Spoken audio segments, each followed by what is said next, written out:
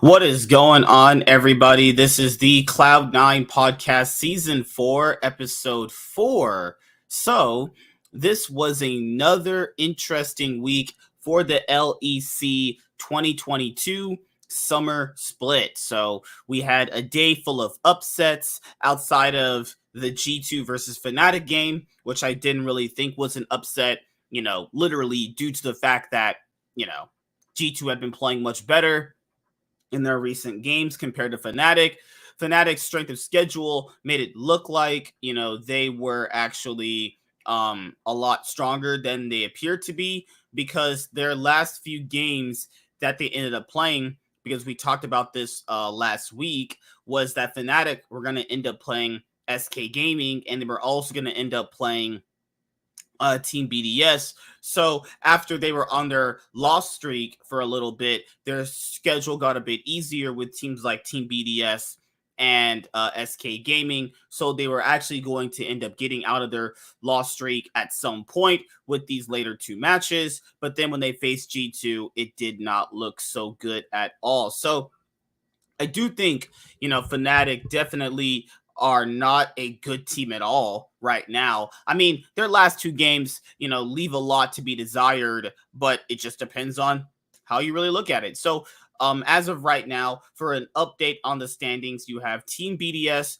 out of playoffs for 2-13. God, they are one hell of a shitty team. I do not know how Excel ended up actually losing to them. Then you also had SK Gaming now sitting at 6-9. They're still in a playoff race right now with Fnatic, Excel, who are also now, all tied. It's crazy how like the standings are so close right now. Basically, one team is literally a win away from being in playoffs or out of playoffs. The same with the LCS, actually, and as well as the teams from, G2, Misfits, Rogue, and Team Vitality. They're all just one win away, actually, from securing either second or third right now in the playoffs. So it's a really, really close split right now. Watching the LEC, you can tell that a lot of the teams had been, putting a bigger emphasis on their early game. So I personally think that the teams with the stronger early games are going to be the ones to win most of their matches coming up in this Super Week. And with that being said, I think that we can kind of tell who's going to be into playoffs this week coming up. Also, we have to do our LEC 2022, summer split, all pro teams, and our MVP, as well as most improved player. Those awards will be out very, very soon.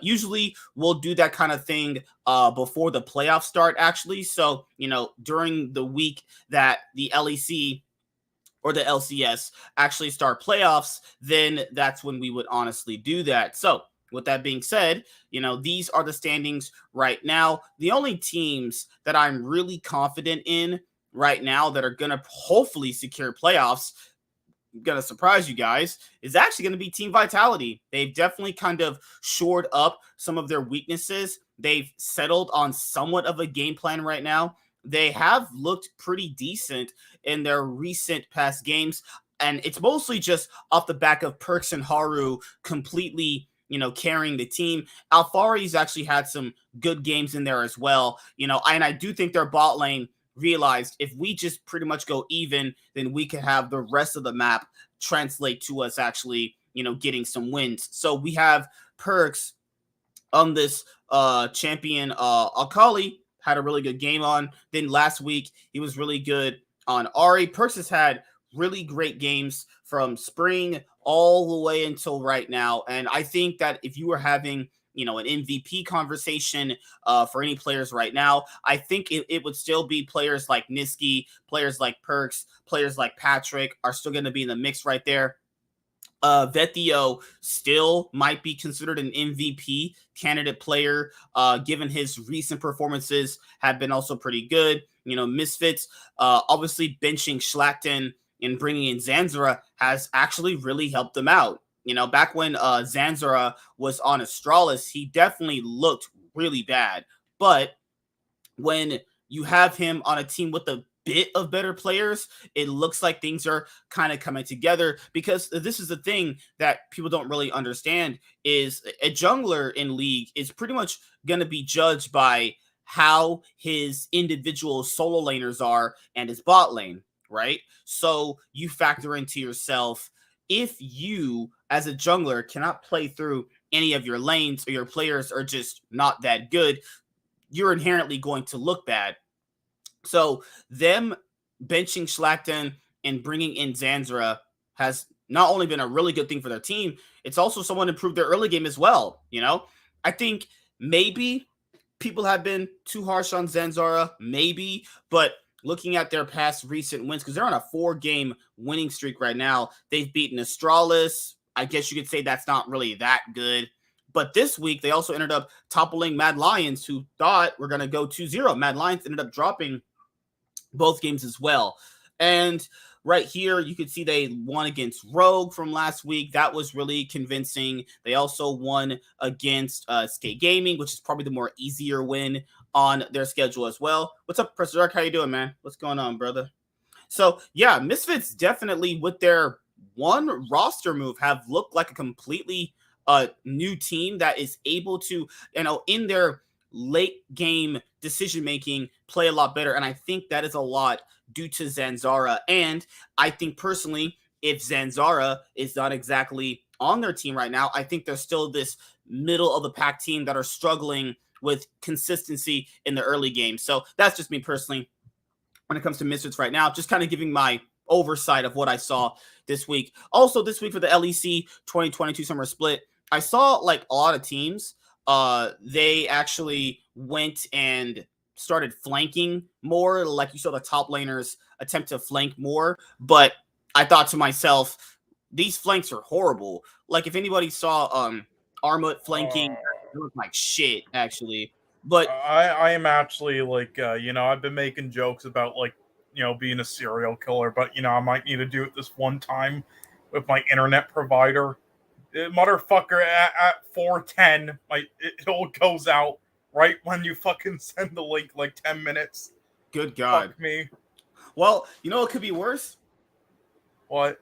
Watching Rogue lose to SK Gaming. That's a yikes. And Warren, he was like, SK Gaming, they won against Rogue. I'm like, Warren, they also got massacred by Fnatic, who have been playing like shit. Right now, SK Gaming. I did kind of predict, like, I don't know if I predicted it, but I did have a feeling Rogue would, like, upset Mad, though, but, I know Warren likes SK Gaming, but I was like, Warren, like, right now, they could literally get into playoffs over Fnatic. It'd be like the one time in this org's history they would be able to have anything over Fnatic. Right now, they could easily take advantage of Fnatic being this weak, and they got destroyed. Yeah, I'm sorry.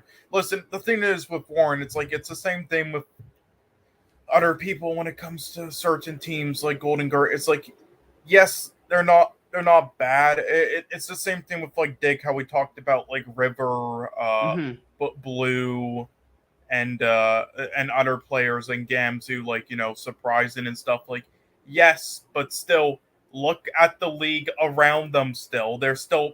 It doesn't matter that they're surprising and doing solid and better than expected if the rest of the league is still better than them. It's like Astralis last year. He was so surprised that they were doing so shit. It's like, okay, yes, it's like, okay, White Knight and like all of them weren't doing too bad, or like the split before, but holy fuck. Still, like, where would you seriously rank like a single player ahead of them, Warren? Like I wouldn't. Also, your mic's muted, but Oh, sorry. That's the problem when it comes to like the teams in the LEC right now. They're all so close. Like, guys, if you look at this right now, 3 teams tied for 6th.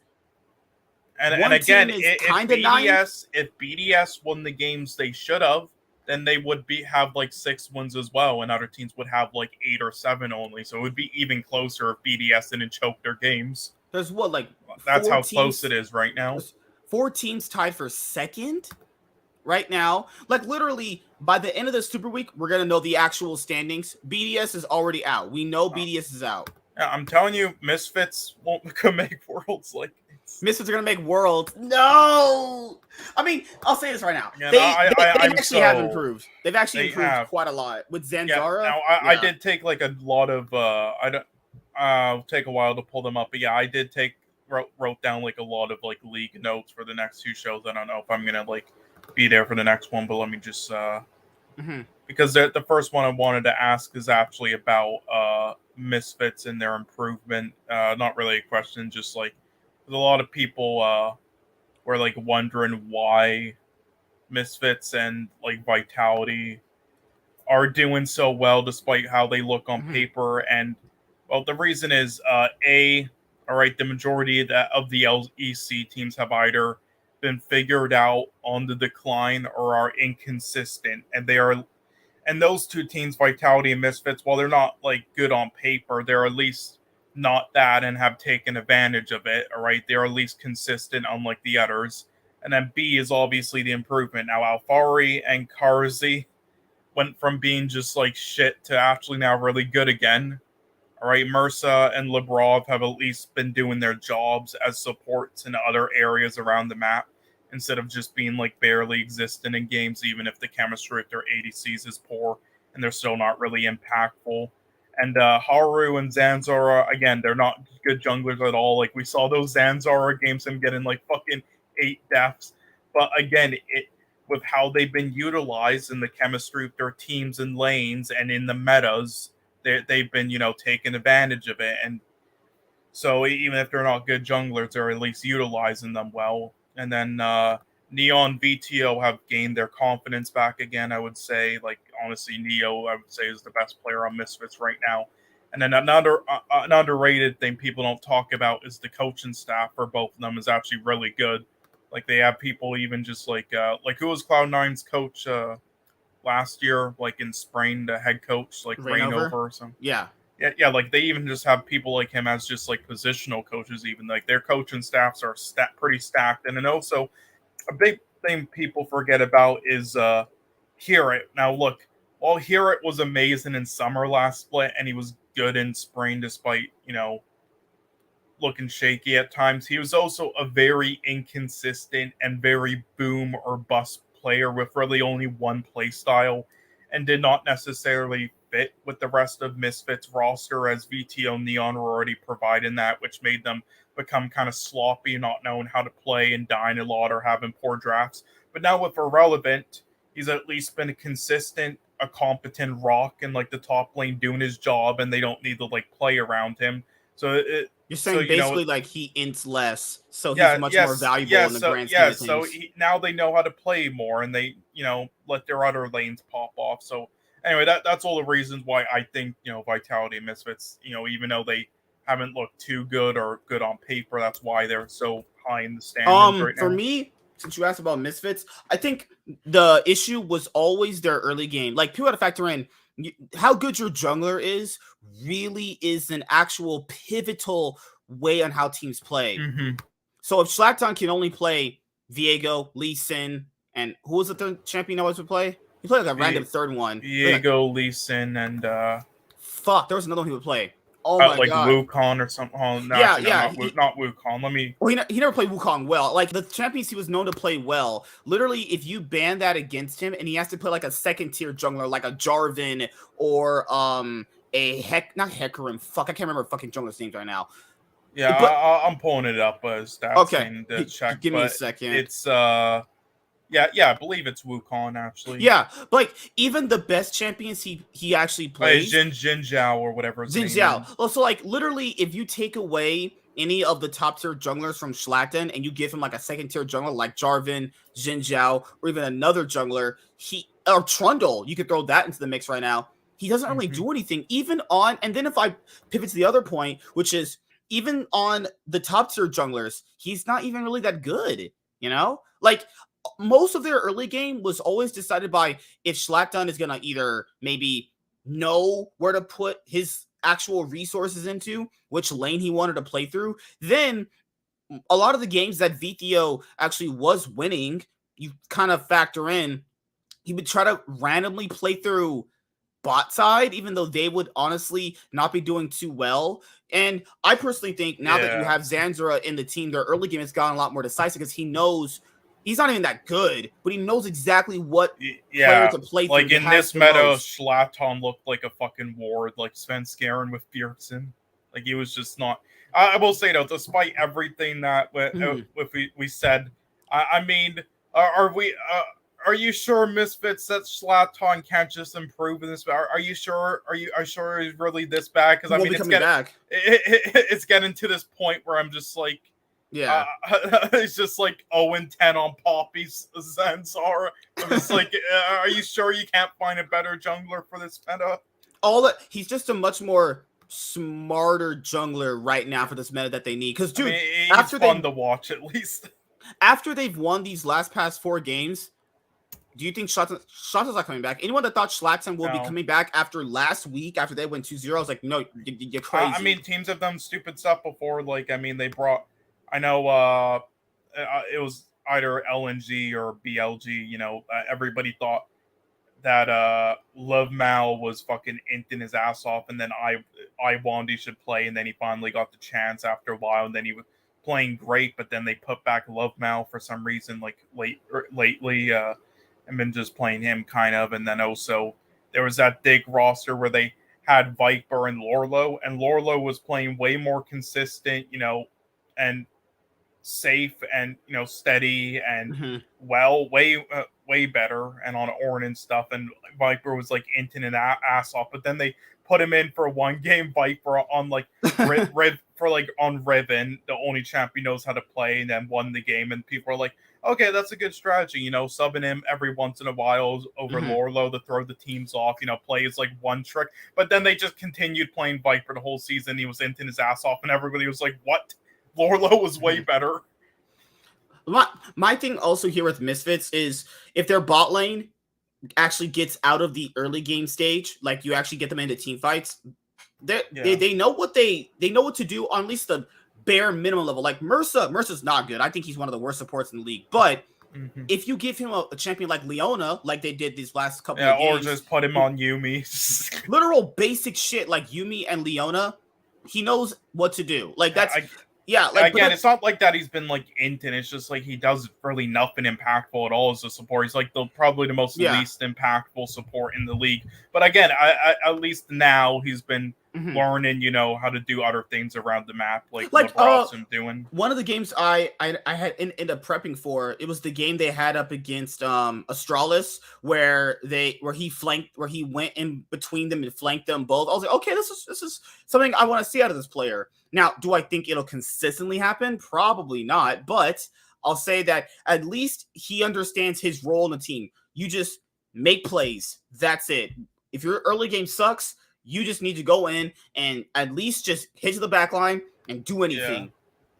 Vithio, he can still carry if they put resources into him or if he gets early game leads. Again, him and Neon looked excellent last year, but it seems like they just lost their confidence in the first half. But now they've been getting it back. It seems like now that they're high in the standings. Actually had a pretty good game on I'm Sejuani. Surprised with how he's been doing, honestly. Yeah, like Irrelevant has been playing pretty solid for the team. So I'll say the Misfits, I was definitely really harsh on them coming to the split based off their playoff performance last split. But no, they've definitely been improving throughout these multiple games, because despite this 4-game winning streak you guys see right here, they were actually on a 5-game winning streak not too long ago. So they've won, I think, 9 out of the last 10 games. There's a chance they could win the split. Okay. They actually could, though. They could with how they've been playing and how the standings are. And I'm just saying, I said they would be top 3 this year. If they go to if you continue that prediction and if they go to Worlds, how doomed is EU if they go to Worlds? I don't know, but hey, 4 teams can make Worlds, so I can definitely see it happen. I mean, I honestly think Rogue could miss Worlds. I think it might be Mad G2. Rogue's form is really wonky. Yeah, again, because they've been figured out. But again, I think Mad G2, Misfits, and honestly Vitality are like the favorites to make Worlds. My thing with Team Vitality is, because you asked me about them too, Perks realized one thing. He has to literally team up with Haru to win games for them. Because even in their wins, their bot lane is so. And again, just like Zanzara, he's not like a great jungler, but with how they utilize him, like this, honestly, this week, no, right? he's been underrated though. He has not been bad at all. If you give him Trundle, because his wins on Trundle look really impressive. The game they played earlier this week when they won up against BDS, when he went into Trundle, stole the red buff, and then Nuclear Ant flashed in and he died. I was like, okay, that might be how bad BDS is playing, but at least they identified one thing. Perks is one of our biggest win conditions. We need to give Perks a playmaker. We need to give Haru an I do think Haru is also good on Jin Zhao. But if you give Haru and you give him a direction of like, okay, let's invade this guy, is maybe what some of their prep is, and you actually get the red buff, you kill one of them, you blow one of their flashes. If that's their strategy to win, that's fine. Then he's been doing pretty well. Alfari actually these last 4 games. Yeah, he's improved a lot. He's actually played pretty well. The bot lane is still all they have to do is just go even. The bot lane can just go even. Yeah, Karzi has also improved in the last 4 games, I would say. Let's see, because the last 4 games they had to beat BDS. So I will say BDS looked the light years Astralis game was really close though. This was Astralis is so fucking bad. I don't even know how they really lost this game. They were actually winning this game actually, because as most people know, like Vitality had a lot of problems with synergy, and like coming from spring to now, I don't think their synergy is still the best. But now, if they have a lead, they know how to close out, because there was a problem with them last split was getting a lead and just throwing it. Now, if they have leads, you can actually go, okay, this is not a team I can just easily stomp through. Perks has been a really good mid laner this year, having everybody shit on this guy come in, and he completely he plays so well. He's gone so underlooked in this split. Like even for last year, he might actually be my MVP, honestly. Gosh, and because again, even though again, it's just really narrative sake, and just because of how better he's been compared to Reek, or not less of like actually Niski being that dominant or like an MVP level player, honestly. But Perks, on the other hand, and with the roster he has with Vitality, how they played, honestly, I might have to give it to Perks him. has had like maybe a bad game or 2 all year so far. Yeah. He's like, even in the losses, especially recently, Niski's been off recently. Well, these last 2 games, he definitely looked off. Like even from it's even more than that, like the last 3 games or so. Because with Team Vitality, I can't even remember the last time Perks had a true int game this year. Like he's had some bad games, but they've been so far few in between. I don't think he's had a bad game this split specifically. I think he's been on fire so far. Yeah, no. Team Vitality is so lucky. You are so lucky you have Perks. Oh my god, if they didn't have Perks and they had someone like Leader, War was like, just get Leader. No. Now again, just fuck Carlos, this piece of shit. This guy needs to be like fined millions. Again, imagine if he didn't fucking cheat and Fnatic had Alfari and Perks with how they're playing right now over fucking Humanoid and Wonder with how they're playing right now. Imagine. But nope, he had to break the rules and then he got away with it because he's just a fucking bastard. Okay. Carlos, I love you. Fuck Sean. Okay. No, fuck you. So right now, let's talk about Fnatic, because Fnatic. You don't want to talk about BDS, or did you already do so? Talk about BDS. Fuck. No, I will say though, they looked actually light years better this week than they did previous weeks. All right. Let's start with the bottom and work our way up. Then Team BDS, they upset XL, and we'll talk about XL in a little bit. But XL has been on the decline. Yeah. Oh, remember what we said about last week? All they had to do was play spoiler. That's their only goal now until this week's over. This week is coming up, because their strength of schedule is Misfits, Rogue, and they have the hardest of the schedule out of a bottom team that is not even going to playoffs. XL has the easiest schedule, so if they don't make playoffs, then they have zero excuse. They have the easiest schedule, but if they do miss playoffs, then I'm just gonna say I told you so. I'm just gonna. You're gonna hammer that in your foot. Yep, I told you they're 7th place. They were last season. Yep, they were last season. If it wasn't for Mad, then they are this season. I know you would rather have Excel in the playoffs over Astralis. I would never want Astralis. I would actually have Astralis in over XL. Theirs looks so shit. Better than XL. No, you are capping. Oh my, you just hate Excel because of Frosty. Oh my god. What do you mean? No, I actually gave him credit. Now, I'm so surprised it took them this long. Did like Frosty and other fucking people like that Cloud9 Simp Frost Forest or whatever his name is. Like, holy fuck, this shit was known about for years. Literally, guys, all Team BDS's win from Excel came from Nuclear Int having, I don't know, one good game this entire year. His only good game had been this random week against Excel, where he went 14-1 on LeBlanc. Again, Excel, those were the performances. But again, that's how he actually looked. That's how he looked like last split and on SO4. That's how him and Limit honestly looked, and that's why they got the spots in LEC again this year. Yeah. It's just this split, and before it's just they then looked off. And again, I don't know if it's the rest of their team, but that's why they got the spots last year. They were genuinely pretty good. I mean, Limit, not compared to like the rest of the league, but I mean, whatever. Like, the way Nuclear Int played in that Excel game, I was like, well, where's this guy been at? Because there was a few games in spring where you knew he was still kind of somewhat decent. He's basically like Certus if he was on an even worse team. Like, Certus and Nuclear are about the same level. They're about VTO if he was about middle of the pack players that if you give them the right amount of resources, or if they have a good game, they know how to close out the game. And his one good game he had all year came from beating Excel when they actually needed that win to almost secure playoffs. You factor this in, guys. If Excel had won that game, they pretty much would have almost been in playoffs at that point. They would have been a game ahead of Astralis, Fnatic, and 2 games ahead of SK Gaming. So Excel, you're not making playoffs. That's on you. That's such an easy layup to win. Such an easy game to win. Yeah.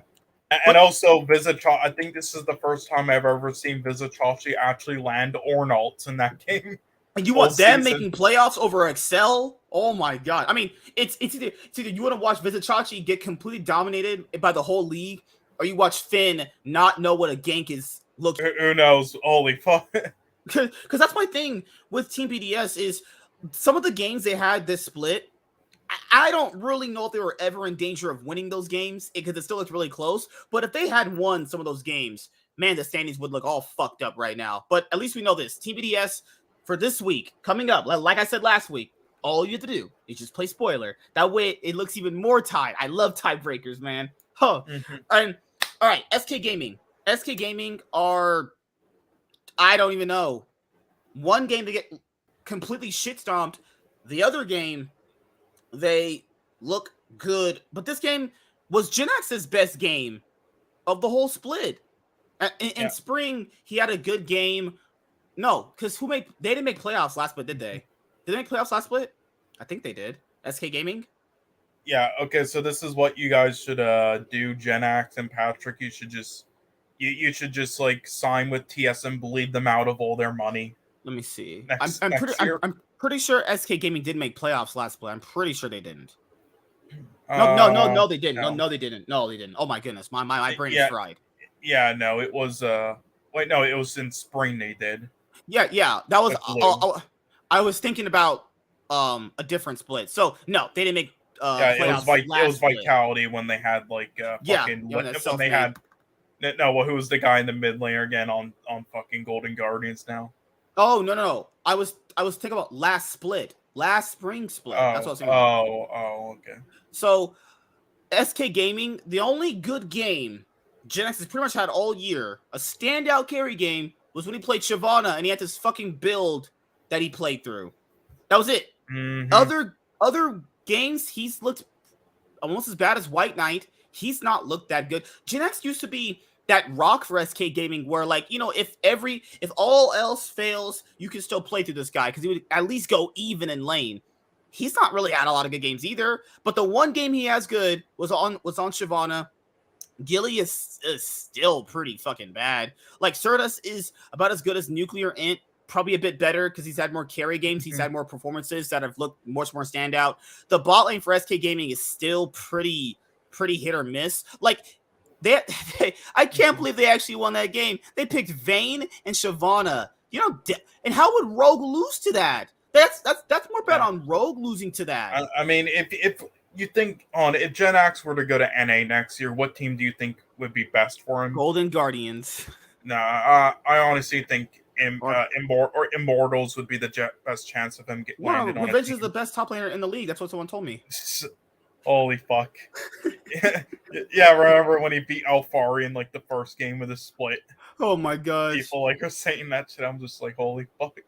So that's my thing with SK Gaming, guys, is people gotta understand, if SK Gaming don't make playoffs right now with the teams that are pretty much they're close with, pretty much faltering, playing really shitty. I mean, what's their on schedule them right now? SK Gaming for the Super Week, they have to play Vitality, which looking like a loss for them. And if they lose to Team Vitality, they're not going to make playoffs because, the other teams are most likely going to win their games from this day alone. SK have Excel. That's pretty winnable right there, given Excel's form. And they play G2. So to at least make it so they could get a tiebreaker, they have to win their last 3 games to at least be 9-9. Yeah, can you guys please just put in Gadget? For the last 3 games, they would have to go 3-0, and I don't see them beating G2. I don't. But hey, this was a day of upsets. So, I mean, Super Weeks, anything's possible. Yeah. They have to beat G2. They would have to beat Excel, and they would have to beat Vitality. To even have a chance at a tiebreaker, you have to win all the games, guys. All of them. All of them. And transitioning from SK Gaming, because I don't think they're actually going to make playoffs at all, Fnatic. So I want to go over this tweet from the actual Fnatic CEO after they lost to G2, because with Fnatic as well, if Fnatic drop a few more games, then Fnatic are also not in playoffs either. If Fnatic actually lose 2 games out of their Super Week, they won't make playoffs. They barely beat like BDS and SK.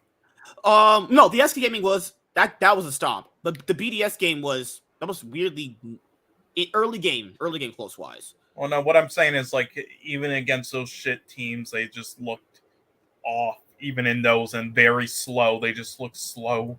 Because Fnatic, they face Astralis, Vitality, and they face Misfits. Ooh. So Astralis, I mean, right now they look as good as Astralis, so they could definitely lose to Astralis, honestly. I fell asleep. Sorry. Did you have sex with a girl? My friend. Righty. Okay. I think he's dead. Right now, also Fnatic face Vitality. Vitality's also been picking up steam, so they definitely don't have a chance to win that. I honestly do favor Vitality more against Fnatic right now. Then you also have Fnatic facing Misfits. Misfits definitely look more cohesive in the early game against Fnatic too. So we'll have to see how it goes, because if they need to win at least 2 of the 3 games, right? They need to at least get to 9 wins. So if they can get to 9 wins, it's fine. But the problem here is if they drop all 3 games, or let's say they go 0-3, at worst case scenario, they won't make playoffs actually. What did I comment on though? But where are the white women at, right? Now? Yeah. Okay, so this was a tweet from the Fnatic CEO where he put out after the G2 loss. He says, "Tough loss, but give the guys your support and chin up. We will still make it. It's all on us next week to get 3 wins. All on the final 3 games. Please chill with the negativity. We got this." Okay, first off, you deserve the negativity, but secondly, who do they face? Vitality, Astralis, and Misfits. They can lose all of those games. Given how bad they were playing, yeah. It's very big possibility they lose all those games. I think the only chance of winning is Astralis because they're about as good as each other right now. I'll give you that. Honestly, I think their game against Vitality could be a win, but right now, maybe. Like, their early games are horrible, dude. Their games are bad. Like, they had the good early games against Team BDS and SK Gaming, but that's not anything super special right there. That's pretty. If you're not beating them in the early game, I don't know what you're doing at that point. You need to pack it up and fuck off. So, what are these replies? Oh, he's probably going to get ratioed. Oh my goodness. Okay, this guy says, actually, you won't. The only good part about Fnatic being out of playoffs is that you are losing money. I have a lucid dream about you selling the organization to some people who actually give a fuck. Please make my dream come true. Look at that guy. I like it. And a retweet. A retweet. No, I want Sam to like me. He's never coming on. All right, that guy's like the opposite of an owner like Jack. This guy says, "LOL, yeah, someone will care about Fnatic more and make change during the split. What do you want him to change the roster again right now. New coaches right now, guess what? Not possible until the break. We have great players. It doesn't work for some reason, not his fault. Okay, first off, you don't. All right, it's old name brand. All right, if you thought Razork and Wonder would fucking great last year, you're high. Same thing. I mean, Hillsane has always been inconsistent. Humanoid is a shame, but whatever. And he's not saying that. He's just saying you guys look like shit right now, so I doubt it. Like, listen here. Fnatic has only won something has won 4 years, but the Worlds results they almost had weren't that bad. I mean, people said they weren't going to make Worlds without Reckless. They almost beat did top that. esports. Yeah, like just because they haven't won titles in a while doesn't mean they're like being some bottom feeder. Literally, outside of this night, not or even this year, earlier in spring, they still got third place. They actually almost made the finals if they didn't get reverse swept. It's not like they've been like fucking Team BDS level, like they've been just shitting the bed. I think that's a very disingenuous narrative people have presented onto the organization. They just haven't been able to win a trophy in a very long time. And 4 years is not a long time in general, you know? I don't know how these people's lives are, but 4 years is essentially nothing in the grand scheme of things, you know? But that's just how I see it personally.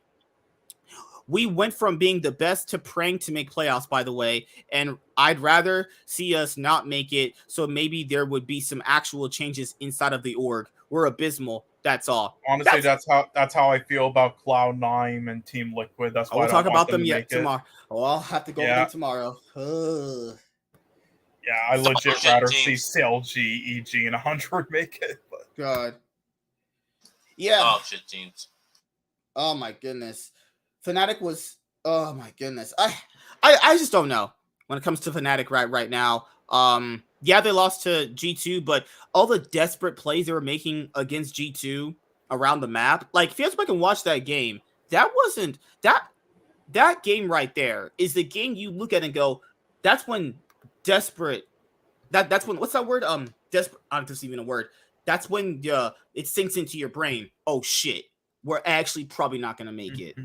Like, if you guys watch that game, they literally throw actual shit at the wall. Razork's plan was to just throw shit at the wall. Also being he was playing Wukong, so I guess that makes sense too. But that was abysmal, actually. That was horrifying to see. Like, the team has no trust in each other. Like, their team is just... I don't know what's going on with their team. Yeah, people are going to be like, oh, they have the wins against BDS and SK. Those are bottom feeders. Who cares? We shouldn't be proud of that. Like it doesn't really matter if they're beating teams. It's a huge accomplishment. Yeah, so I don't know what it is with being predictions like right before games and like days prior, but I don't know. It seems like I always just like on these streams trying to make like I just say whatever's on my mind, not actually do intelligent predictions, but you know, right before the games I actually try because I think I predicted a Fnatic upset, but coming into the day, I knew they would just get shit on, and I also knew SK would probably upset. Like Humanoid's early game has been abysmal. He doesn't respect games. I don't think this guy even wards properly anymore. Yeah, this guy has like regressed like BDD has. Oh my god! Like just they seeing lost how in bad. Draft.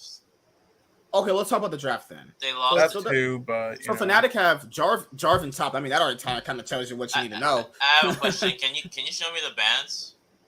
Oh yeah. I mean, I don't mind Jarvan top and as like a kind of a counter to Sedge. I just don't like the rest of it with it. Oh, that's a terrible pick. Jarvan top, but they banned G2 banned Gragas and Shyvana and Orin. Those are the best champions Warren's been on. Gragas, Orin, and Shyvana. I don't mind if the rest of the comp was well with it. I don't think it was. They could have picked Gnar. They could have picked Gnar because Broken Blade is on Sejuani. Why don't you just take Gnar? Honestly, I would have taken here Camille because she literally still chews through tanks or Kale. Kale and GP, they go through tanks, but people, I don't know if they just don't remember. Mm-hmm.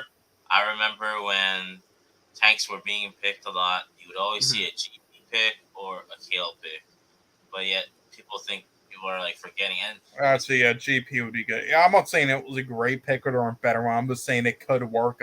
I don't know where their damage comes from, really. Like, Jarvan's not providing shit after a while. And that's the biggest thing. And Mustard and Ezreal single target. Wukong is just going. That shit is bad. Yeah, like I don't mind. I think the problem here is they have so much. They have so much like engage, but like you have Rakan, you have Wu, you have Jarvan. You don't need Jarvan. You just need something that does damage. So GP right here gives them a global, scales, hits like a mother towards it. The GP's gonna outscale this team. They're just gonna kill. It's gonna one shot the Panth. It's gonna kill. It can kill Draven. So GP or Kale, and Kale can go AD. It's not like Kale can't.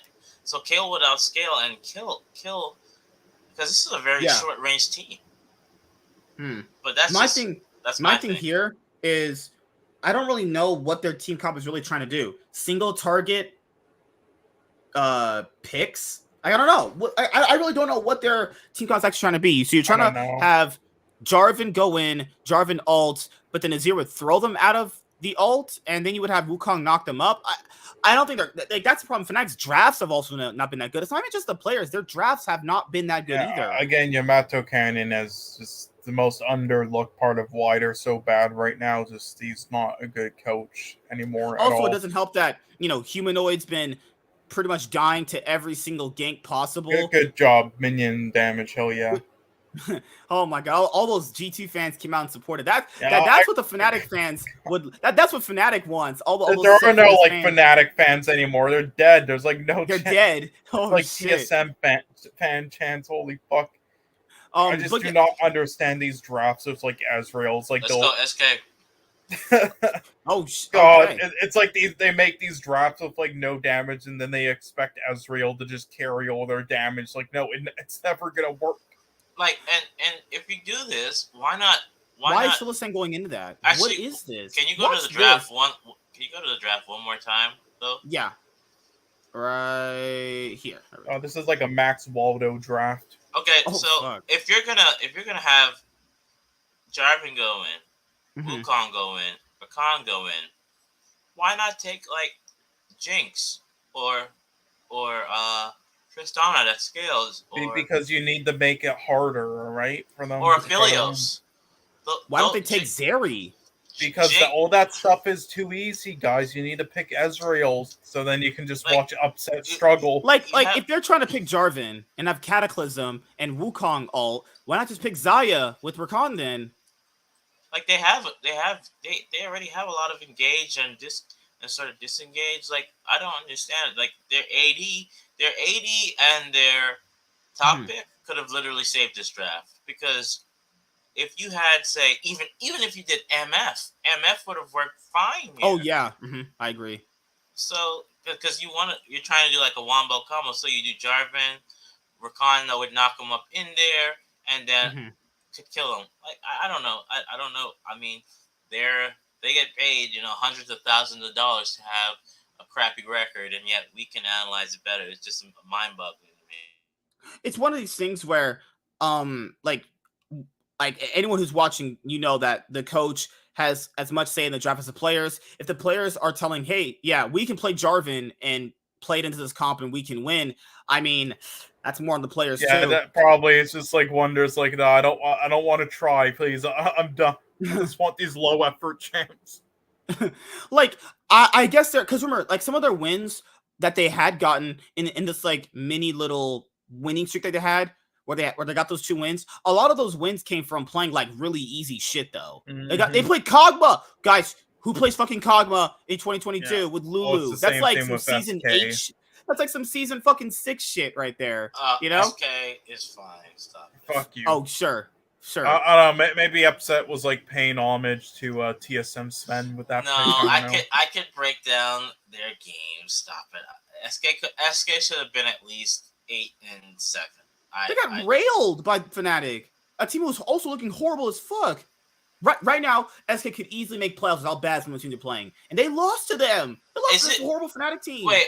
Is it that like there's a lot of games I saw that Astralis and SK could have literally have won though. Like, and that's not me capping. I'm not saying that there should be top. No, No, Astralis won the games they should have. The other games, yeah, they put up a good fight, but the other team was still better. But that says a lot about the other team that they should close out the game. If you see a That's game, what I'm saying about SK Gaming, dude. If SK Gaming can't be Fnatic in this state, then like, how do you really buy into them? Yeah, but the first game they had in the first half of the round robin, they were up. I remember I watched that game away when I was in New York. So it's not like they can't. All I'm saying is that this year, if you look at this year, right, out of all the, this split, out of all the splits, how close has it come down? Like Rogue's not at the top. Rogue's not like, would be 12-2 right now at this point. Yeah, it's really close. This is one of the closest splits that I've watched in years, actually. Right. There's only single games separating the teams right now. Right. Only ones that's like really a set above everything is Mad Lions. Honestly, everybody's been beautiful. I would say, like, when it came to like a LEC or LCS split being this close is probably like the only split I remember being this close was when Roadcat was still in the league and they had Momentum on their roster. Well, for LCS wise, I would say like 2014 summer, all the teams there were super close. So with this G2 versus Fnatic game, pretty much, guys, the game boils down to Fnatic kept throwing shit at the wall and G2 just keep beating the shit out of them. That's just pretty much what it boiled down to. Because the draft was so bad from Fnatic, my eyes almost literally leaked out of my fucking sockets. Like, what is with Humanoid and not respecting ganks? Humanoid gives over so many kills early on. Razork and Humanoid synergy isn't good. Wonder maybe has a good game every 5 games, maybe. Also, could this just be that these teams have?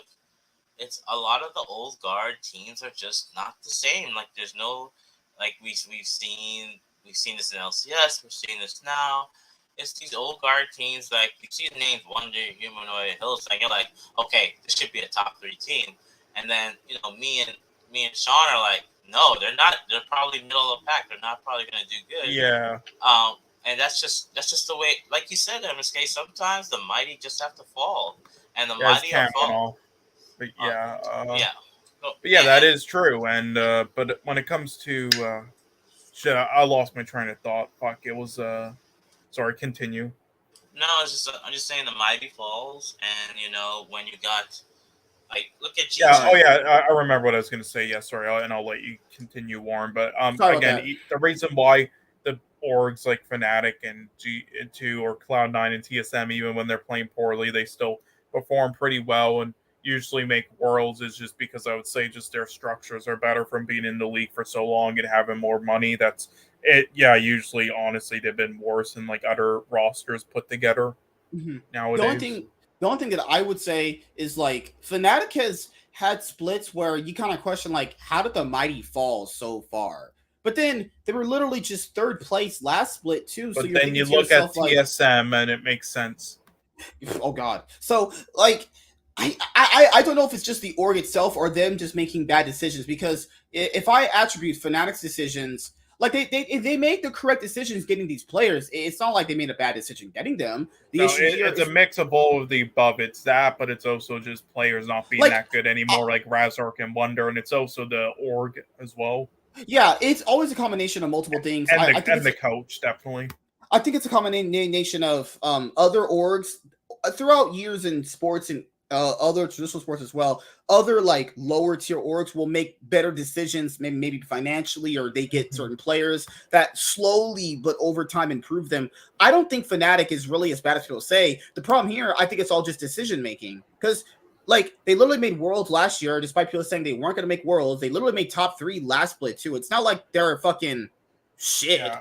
Honestly, the thing with Fnatic is they keep building these rosters with a low ceiling, and it's always rosters where the players, if there's even like a single player not on the same page, it completely falls apart. It's like they need to stop building those rosters. And so I don't really think it's just the old guard. I think the old guard is just they're just getting so complacent in certain decision making processes when it comes to building rosters. I personally think that's what's really hindering them. No, I have to disagree, because the thing about like TSM is is a disgrace at this point, right? That's because of the decision making. Right, but the thing is, there's a reason why Humanoid could have done the smart thing and stayed on Mad Lions. Like, give props to, even though Bjergsen left, which is fine, I respect him because he give props to Faker and Bjergsen. They were dedicated to their org for a substantial time. And sneaky. And they stayed through the high highs and the low lows. But Humanoid saw the name Fnatic, and I don't blame him because I'm sure Fnatic has more money, they have more sponsors, Sam said they spent the second most in the offseason coming into this year outside of Vitality. He said them and Vitality spent the most. So you could add Stick saying that group. He was literally in CLG for 7 years. That's great. That's crazy to think about. Right. Given that guy's performance, yeah. But think about how many people can we look at a team right now and say, hey, that guy's been on since the inception. The only one that can really point out to me right now is Ruler, Faker, and that's about it. I mean, honestly. Outside of Faker, there's not too many Ruler, of those guys anymore. It's just Ruler, Keen, and Faker, and yeah, but honestly, in the LPL, there's a lot of them. Knight. Knight too, yeah. No, but Warren, in the LPL though, there's a lot of those. There LPL players are. At least certain ones are usually way more loyal to their teams. Like Mako's been on EG for 9 years actually. Mako's been on EG since 2017. Yeah, 2014. 2014. Actually, dude. Since December 2014. I don't think the Western players have that same type of I have to be with this guy forever mentality. Okay, because you're not actually you're not supposed to be indebted. When your contract's up, you can leave. Yeah, well the thing is with the LPL, they have it's culture thing and how they treat their players. Same thing with Korean to an extent with Keen and stuff. It's because of how they treat them and their culture thing, how they think of them, which is why Peter Zane then took advantage of those players, Chinese players. But that's why people orgs like EDG then buy their players' houses when they won. Oh, yeah, so that's just my thing. I don't really think it's just the old guard. I think it's a combination of complacency, bad decision making, and some of the players that they've been picking up. I know, it's all of the above. There isn't every other team. Well, the other point that I brought up was some players do well the previous split leading into another season, but they only do well for specific reasons like meta change. Maybe they're just playing at their peak just for that small time. Adam.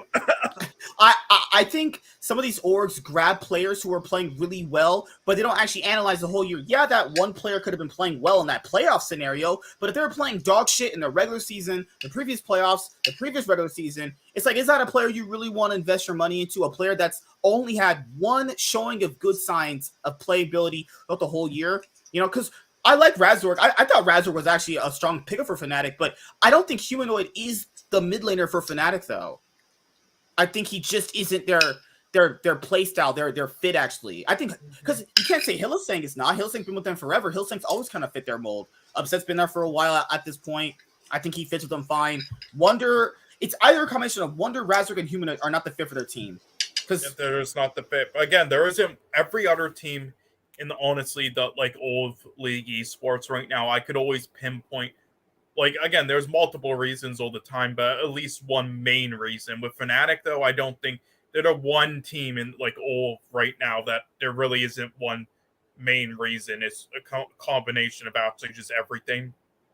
Also, coaching staff has always been a negative for Fnatic that people have brought up. It might they try to have the players come together as friends and do those little activities that the orgs do, but you can do that all you want. The guys just don't synergize or like each other. There's nothing you can do about that. I mean, I understand they try, but it's just how life works. Some people just don't click. Listen, maybe they can do Cloud9, the daily runs, exercises. Oh, yeah, the systems. Oh, shit. that honestly probably might have I mean, say what you want about Vitality. They kind of did go on a 4-game winning streak, and they have a better chance of making whatever they did. They did make a change. I mean, yeah, they got an upset. But they were on a 4-game winning streak.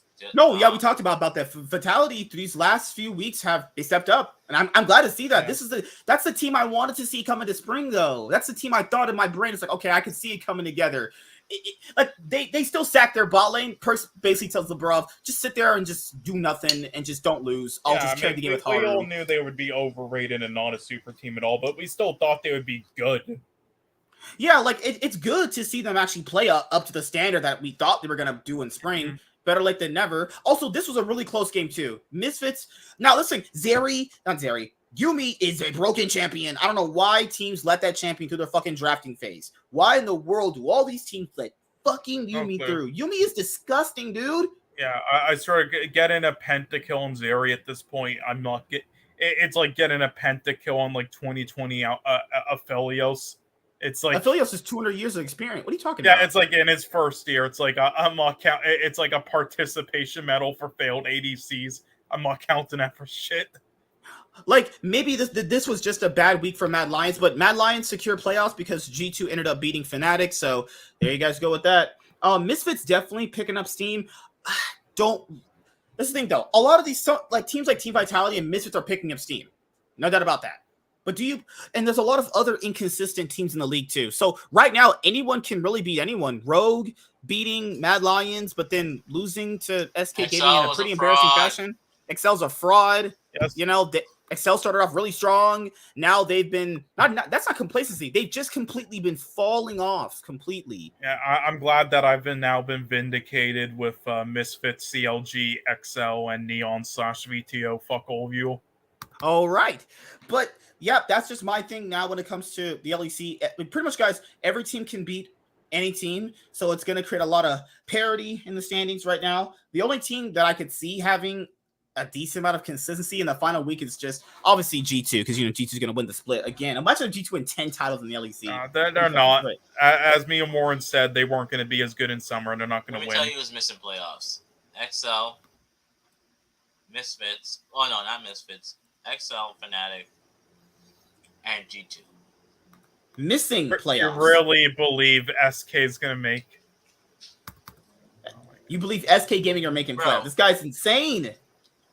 Do you know the strength of schedule for the week 8? They have to play Vitality. They can beat Vitality. They can beat XL. Wait. So what was the third team you said, Warren? They also have to play G2. I don't think Misfits. I don't think XL and Fnatic are not making playoffs. Yeah, you said XL and Fnatic and one other. Which was it? G2.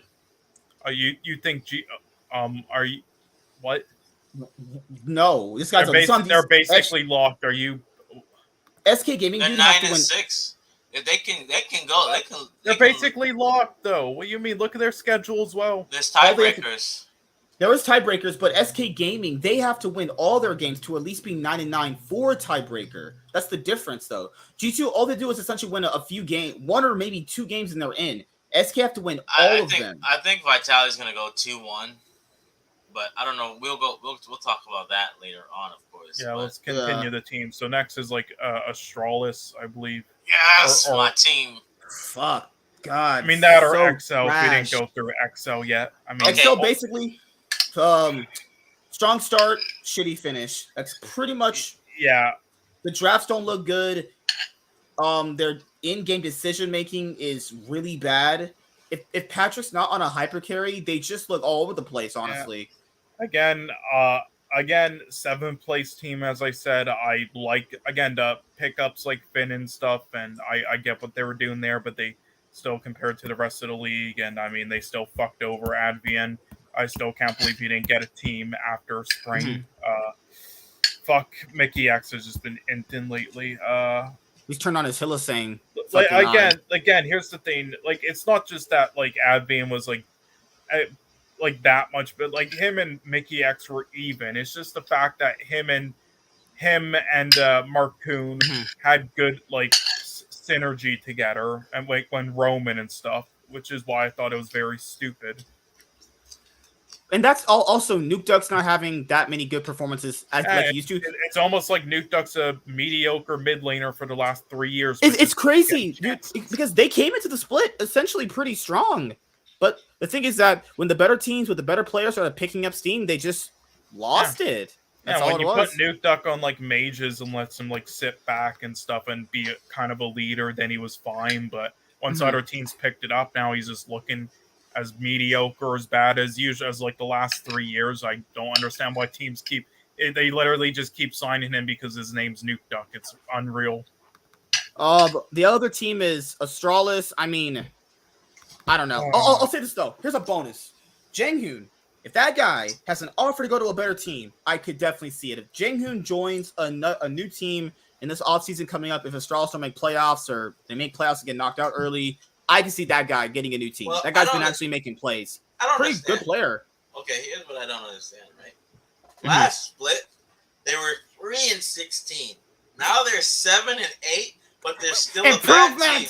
Like the hypocrisy is just unbelievable. Yeah, I don't get.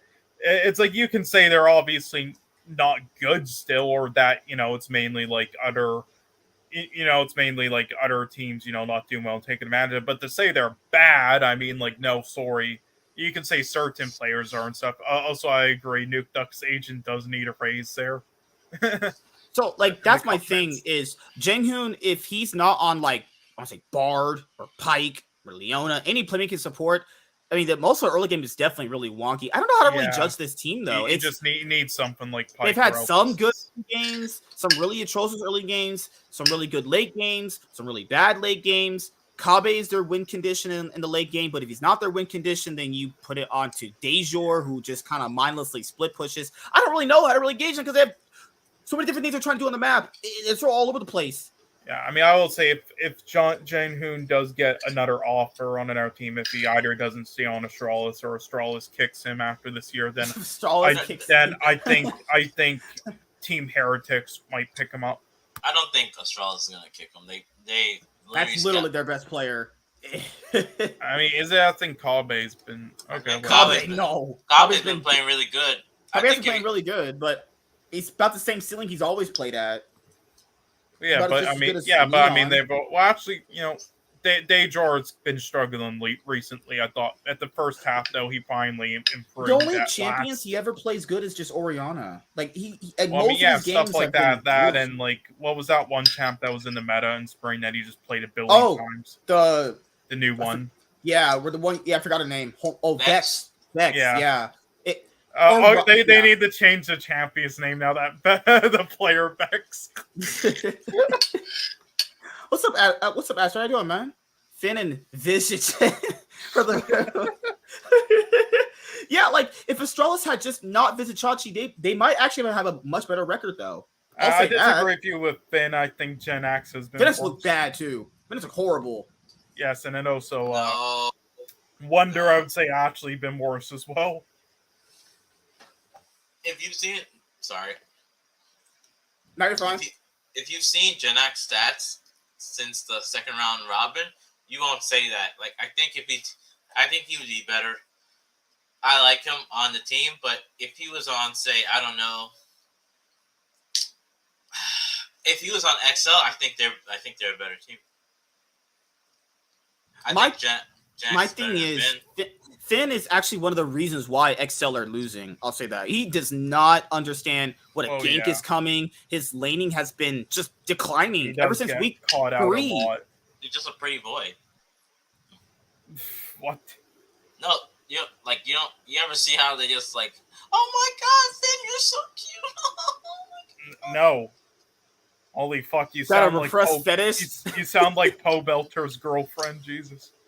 No, like if you watch like Twitch or it's like that's all. But I guess hey, I don't know, but I think Finn's okay.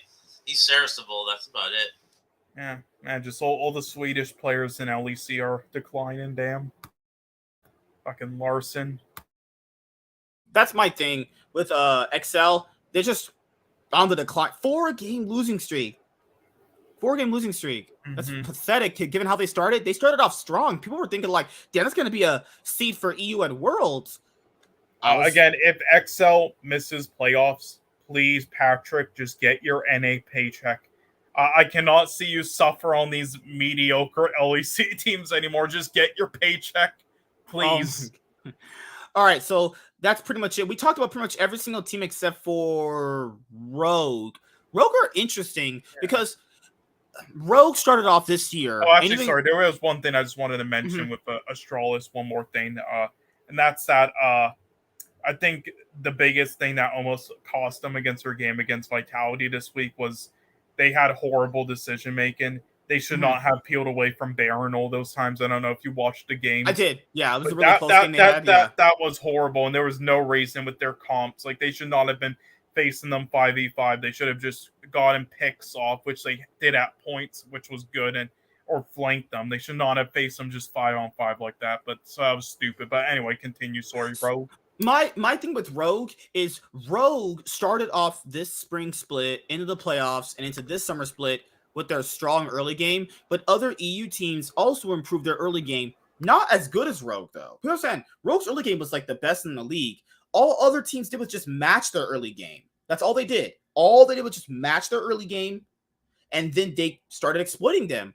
Like, and that's my thing with Rogue is you still saw the game that they won this week against Mad Lions. They can still win against a top tier team. You know, they can still beat the top tier teams. It just depends on if Malrong is actually able to, you know, get through the early game without getting behind. There's been some games where he has been behind, but he's still been one of the best junglers in the LEC. I'll say that. Like, the bot lane of Trimby and Comp haven't been as dominant as they were in spring. I'm so happy because Comp was like, yeah, we're gonna win the split. I'm a badass. I hope you get a. Well, let me calm down. I was about to go off. It's like I hate cocky players because I know he had like a issue on Vitality, and I was about to like really say something dirty. But you know what? Maybe respectable. He was cocky, and I think this is what he gets for being cocky because he was like. Well, I will say, unlike other players that just is banter, I'd say Comp was actually just cocky. Yeah, he was just cocky, and look at him now. They can barely, yes, I like Astralis, but there's no way you're up 10K and you lose to Astralis. I mean, there are points though where I do again, even that cocksucker Destiny, I defended once. I remember when he was on Origin and they were like it was like the semifinals match against G2, and they got the Baron, and he flashed that FPX emote. Holy fuck, the casters, the bias ass G2 dick sucking casters were molding so hard. What the fuck you do that for? Go to Worlds, bitch! So my thing with Rogue is basically they were like 100 Thieves for North America. Or strong early games, but 100 Thieves with their strong early games, 100 Thieves also has a very good mid game they can play through as well. Rogue were actually really only strong in the early game, and they knew how to close out. Rogue's mid game decision making has always been kind of questionable. Their late game decision making not as questionable, but has gotten better. So if teams had improved their early game just enough to match their early game, that's when you now see Rogue falling down. But they did go 1-1 this week. Rogue's strength of schedule is Vitality to end off their season, BDS, which should be a free win, and Excel. So they should go 2-1 during the Super Week. They should, but I hope they can bounce it back and end off with somewhat of a win streak to end the split. One team is going to go 0-3. Well, obviously. Fuck. I think that team will be... Okay, because we talked about Misfits a lot. The last team to talk about is basically just G2 and Mad Lions. I think G2 have fixed some of their issues that they had. No. You know, they basically told Broken Blade, just here. They gave him Aatrox, right, in that Fnatic game. They gave him Aatrox. Guys, who's playing? No one's playing Aatrox on this batch. If your team is resorting to playing Aatrox, like, if you're playing Aatrox in this patch, which isn't a bad top laner at all, I'm just saying, but like they're resorting to this guy not being on traditional carry top laners right now. Which you can play top. The thing is, Broken Blade is a carry top laner, and he has been playing carry top laners very good. So like, you know what? We'll give you a top laner where you can carry if you actually have a really pop off game, but if not, at least you're not going to feed the whole time. Honestly, I think Corgi top might actually be a good idea for him. Then you also have Yankos kind of picked it up a little bit toward these later games. Caps hasn't been dying as much, but that might be due to the fact that do you think Target Moss improved a bit? Yeah. Throughout these last couple of weeks, the bot lane of G2 has gotten us. They've understood they don't really need to make every play possible. Because I was talking about this thing too. It was the reason why they lost a lot of the games. He kept making a lot of plays in lane. They kept getting chunked out. They had to keep recalling. They had to keep coming back. So I think this last couple of weeks, they've definitely improved. And I hope they can go 3-0 in this last Super Week? I hope. They won't, but well, I never know. I hope they don't, though, so you can cry. But I want to hear. I want to hear. Oh, what the fuck? Was watching your VOD last week. Oh, thank you, man. I literally spat out my drink when Cole said Berserker spoke better English than Travis. Well, he does. Illiterate fuck, whatever. Oh my god. I want to hear Warren's opinion on it because he seemed to really disagree if you saying they improved this week, G2. So what's your opinion on G2 right now? What do you think is just the other teams just play bad? G2's not a good team. Like, straight up. Like, if there's a lot of games where the bottom teams could have easily been 7 and 8 or 8. I mean, they're 9 and 6. That's I mean, that's not really like. I'm just saying that's not an impressive record either. But were their wins convincing? Was this like a G2 that you saw? Like, no, that's and you can't. The first 4 wins of the split, yes. The later ones, they were pretty. Right. They're pretty wonky. And remember, like, this is best of 1, so granted, okay, maybe they might adapt, maybe they might, but if they're not like doing well now against like some of these lower teams, and they're looing, what's gonna happen when they go up in like the first round and someone picks them? Like, that's you have to. I'm not looking at the now. I'm looking at the marathon. Like, yeah, but the thing here is just the BO5 nature is just a bit different because, like, if they have a shitty game in a random BO1, you're like, okay, they just played bad. Yeah. The best of 5 scenario, you're like, okay, well, if they actually take out that one champion that one guy is good at, and they adapt, they can potentially win. But no, like I see your point. I think their team is not perfect at all, but the last few weeks were not looking very good from like week 6 to week 5. This past week, I mean, XL definitely has been on the decline, so that was going to be a slam win for them. Also, it doesn't help that, they gave fucking Patrick Draven, and that didn't really work out for them. And then Fnatic definitely haven't been looking the best either. So it was definitely a nice week to have where, like, that at least they're right now better than these two teams, and you can show that, they can beat them. All right, so that's it. I mean, well, Mad Lions, the last thing I can say about Mad Lions, guys, is I think Mad Lions have a good early game. But the problem with Mad Lions, as what I've noticed, even in their wins, is just because you have a good early game, you need to actually make the right early game decisions. Like, when Rogue had an early game lead, they would close out pretty convincingly. G2 had early game leads. They close out pretty convincingly. Misfits, early game leads, pretty wonky. Their early games are about as good as Misfits to a certain extent. I'm sorry. I can't believe you actually disagree when you said Unforgiven isn't the best ADC right now. And again, if anybody were to win MVP on Mad, sorry, I meant Mad, but if anybody were to win MVP on Mad, it would be probably him instead of Niski. So that's just my thing with Mad Lions is their early games, while being good, are also like really chaotic. Where if you have an early game lead as much as they get half of the time with Niski, those games should be slam dunk easy wins right there. They make they're super over aggressive. They don't make the best decisions when it comes to Rift Herald about when to actually get it sometimes that I've noticed. There's a few of the games from the past week. So that's just me personally. You shouldn't have a chaotic early game if you're the one actually winning. So that's just my thing about Mad Lions. They did drop 2 games this week. They lost to Rogue and they lost to Misfits. Well, don't worry, they'll make it up to you. Listen, this is what will happen. It will be they play G2 next, and that's a pretty close game. They'll be in the playoffs. They'll be facing G2 in the playoffs, and it will be the battle for the last world spot. Oh, yeah. Yes, the Lions versus the Samurais. Yeah, yes, and Mab will be up 2-1. Yes, Mab will be up 2-1, and then Niski will pull out the Zed. Oh, okay, if you pull out the Zed, I'm leaving. I will say my dark horse for playoffs is probably Vitality. I think they can win it all. And then, that's imagine Haru winning an LEC title. And then getting kicked next year for Bo. Yep.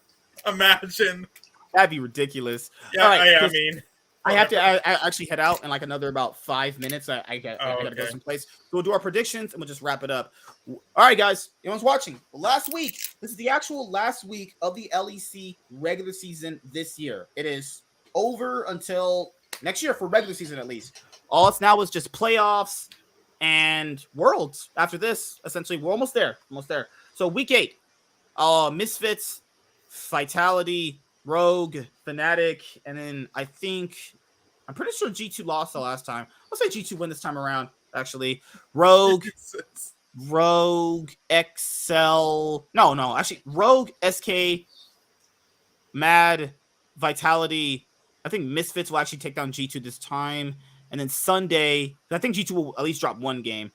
Astralis should definitely beat Excel. Astralis, Mad Lions, G2, Vitality could actually beat Rogue. I think they will. Or I'll say Astralis, Mad, G2, Rogue, and then Misfits will be Fnatic.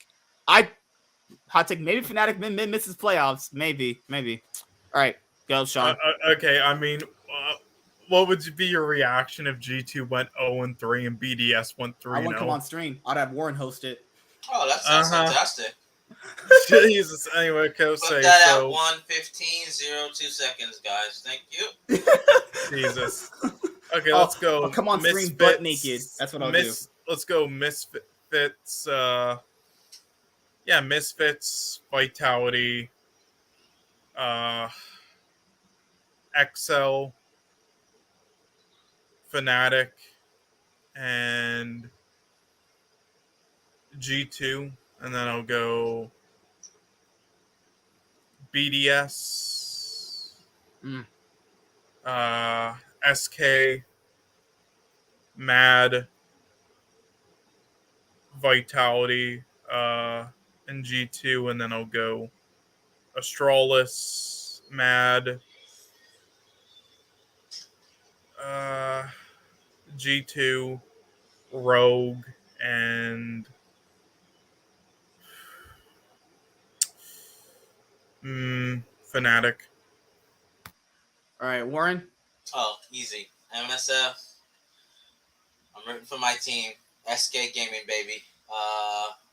I think I'm gonna go with Rogue, Astralis, Mad, Rogue, SK baby, Astralis baby, Misfits.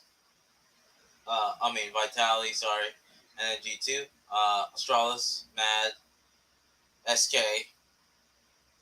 Vitality, Misfits.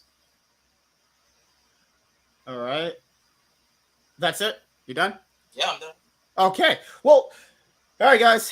That was it for this week of the LEC 2022 Summer Split, Week 7. One more week left. Super week starting on Friday. That way I knew I had to get this out today. Because the games are going to start a day earlier this week. We got 2 minutes, so I just want to ask you guys a question. Yeah.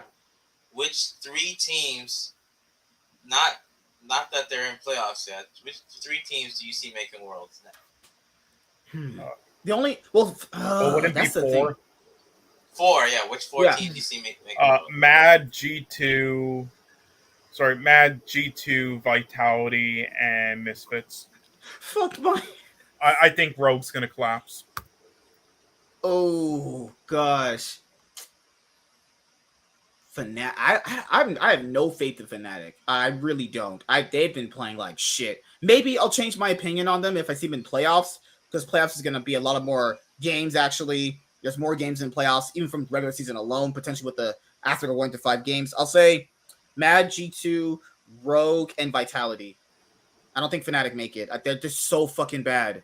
They're so horrible. You think Rogue will still make it over Misfits? I think Rogue will have a better idea how to play the game than Fnatic. And Misfits, I don't know. Because last time Misfits had a good early game. Sorry, not early game. Last time Misfits looked good in regular season. Bombed down playoffs. Maybe it's just the BO1 nature making them look good. You know? But if Misfits play better in the playoffs, I'll definitely change my opinion. I'm going to say G2 Mad, Vitality, and I'm going to say Astralis. Okay, so we all have G2 Mad Vitality. It's just a different 4th seed. Yep, basically. And so you're picking Astralis over SK, okay. That's not even an underdog. That's a dog under another dog. Yeah, listen, Junhoon is going to fucking destroy. Because I think I think just like you said, BO5's MSK. I could see Astralis adapting in a BO5. Yeah, because the thing here is with all these regular season games and how close they've been and how chaotic they've been, I think a lot of people don't understand. If these teams go to playoffs, it's going to be a whole lot more difference in how they actually adapt. Because remember, people were surprised at how bad Misfits were in the playoffs last, but it's like, yeah, they looked good, but a lot of their games back in that spring were a lot of throws by a lot of better teams. I get now these are a lot more convincing, but I don't know. You truly gonna all in on Misfits? Picture this, though, all right? It's going to be the World's Finals. It's going to be T1 versus Astralis, all right? And Kabi and Junhoon are going to pull out the Yasuo Gragas bot lane, and they're going to get a pentakill and win. All right, guys, that's it. Tomorrow, we're going to have our episode on the LCS that Sean won't be here for because I don't like this guy anymore. I might, and fuck you. Well, guys, that's it. See you guys later. At 3:30, I might make it. Have a good night, everybody. Peace. Deuces. Goodbye.